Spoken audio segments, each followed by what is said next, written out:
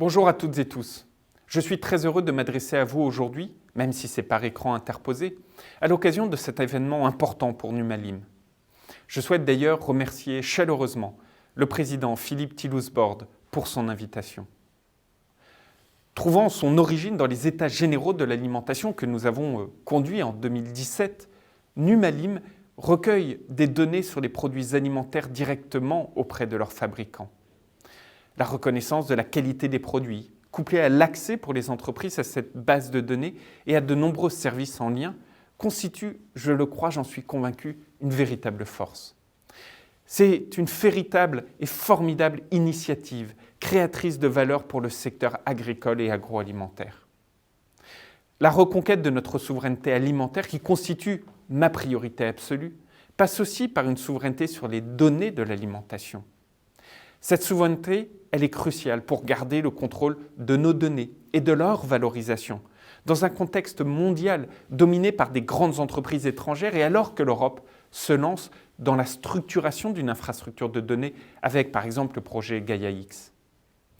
Les données collectées par Numalim vont permettre à notre secteur de poursuivre sa transformation sur les plans alimentaires, environnementaux et numériques. Grâce à la plateforme Numalim, ces enjeux déjà soulevés lors de la signature du plan d'action commun à la filière française de l'alimentation en 2018 sont traités collectivement par l'ensemble des acteurs du secteur.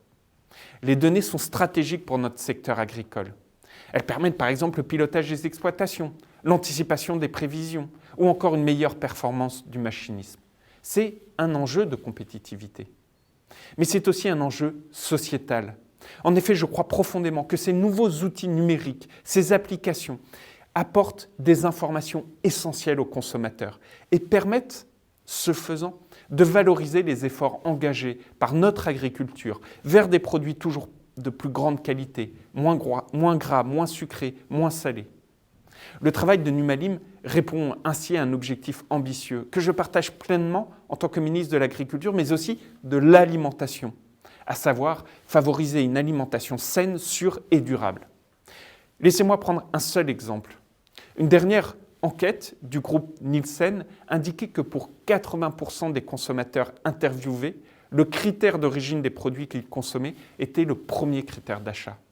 Ces outils sont des moyens extraordinaires pour apporter ce type d'informations sur l'origine ou la qualité. Les Français prêtent d'ailleurs une attention particulière à leur alimentation, qui plus est en ces périodes de forte crise sanitaire.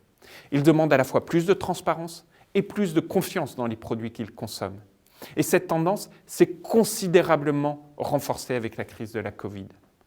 La plateforme Numalim est pour cela un outil remarquable et d'une grande fiabilité qui apporte une information augmentée aux consommateurs.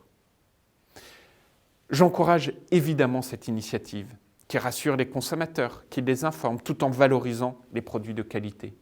Je souhaite même que nous allions plus vite pour aller vers des résultats les plus concrets possibles et je compte sur vous.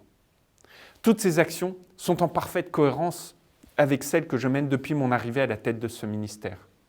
Je tiens d'ailleurs à vous remercier très sincèrement pour votre implication en faveur des transitions alimentaires et numériques. Soyez certains de mon plein soutien et de ma volonté à poursuivre ce travail à vos côtés. Je sais que vous pouvez compter sur mon collègue également Cédric O, qui partage cette ambition en faveur de la donnée et du numérique. Bravo pour votre action, nous sommes à vos côtés. Allons le plus loin possible, je compte sur vous et à très bientôt.